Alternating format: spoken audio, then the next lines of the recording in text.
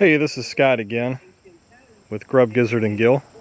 And it's been a while since I've done an update for my chicken coop, so I figured I'd show you a couple things here.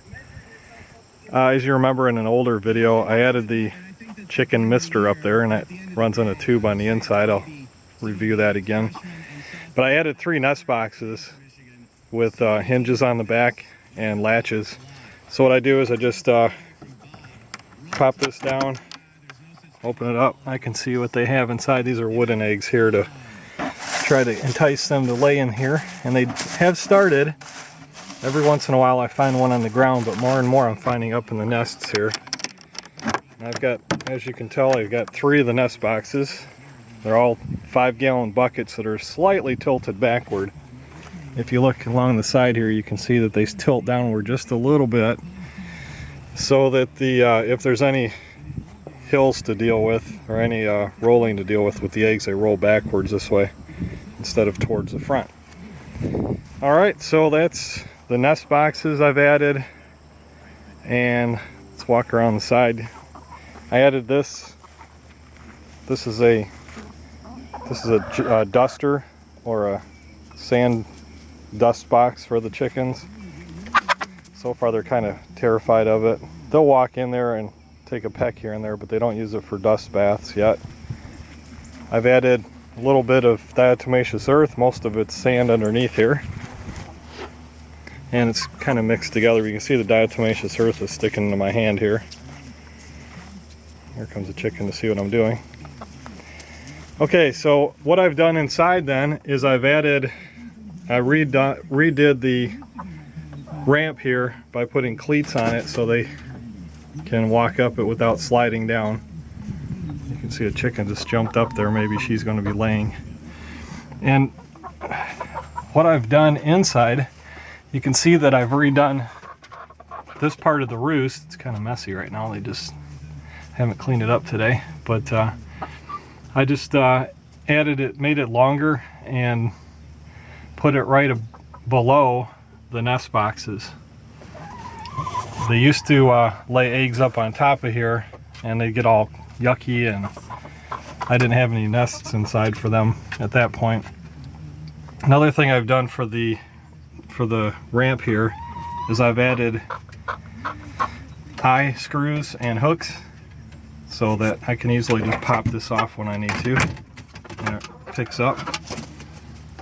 So inside, or go back to the nest boxes here, you can tell there, you can see that I've added a 2x4 on edge here, give them a little bit more privacy, but it also covers up that sharp plastic edge inside, and also makes it a little bit easier for them to jump in and out of when they go in for laying some eggs.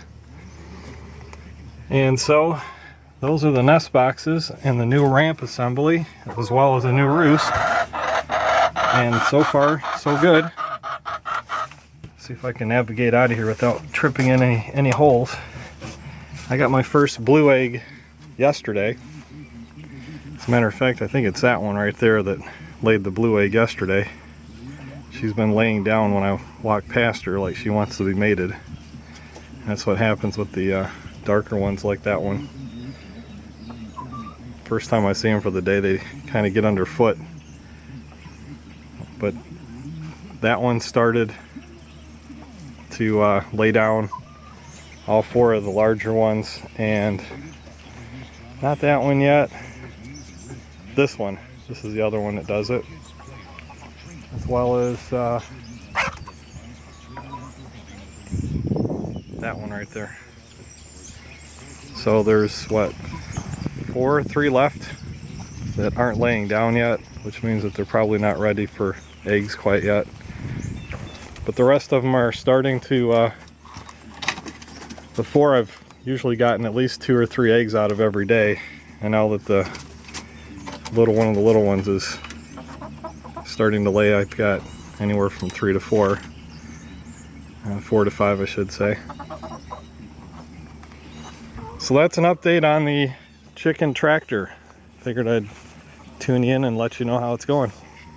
Hopefully you can use some of these ideas. Oh, you can see what I did. I need to cut these off, but what I did is I just have to show you from the side here. I made little, I guess little templates for the buckets to sit in, since you know they're round, and I wanted to tilt them back instead of laying them flat faced. So therefore what I had to do is build these little templates that they're just a 2x4, and they've got a bucket size area cut out as kind of an oval for the bucket to sit in. It's not exactly square, but it keeps keeps the bucket. It gives me something to screw the bucket into through here on the inside, and also gives me that tilt backwards. So let me show you on the inside. Maybe we can see a little better.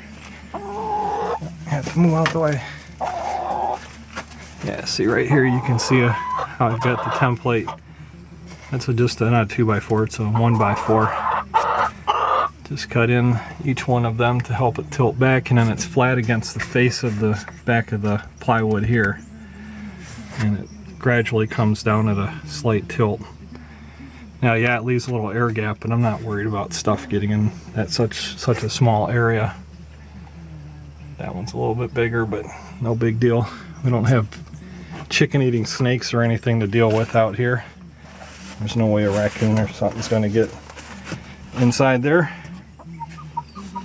They'd have to penetrate the electric fence first, which I think I showed in a different video, maybe I didn't, that something did chew through the verticals here, which are not charged. You can see that down here that I tied them back together, but something chewed through the vertical, two of the vertical yarns there, and they stop when they get to the electrified part, because obviously they get zapped.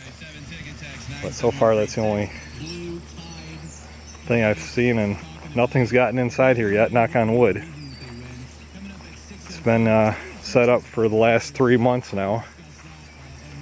So with that, I'm going to sign out and get this uploaded today.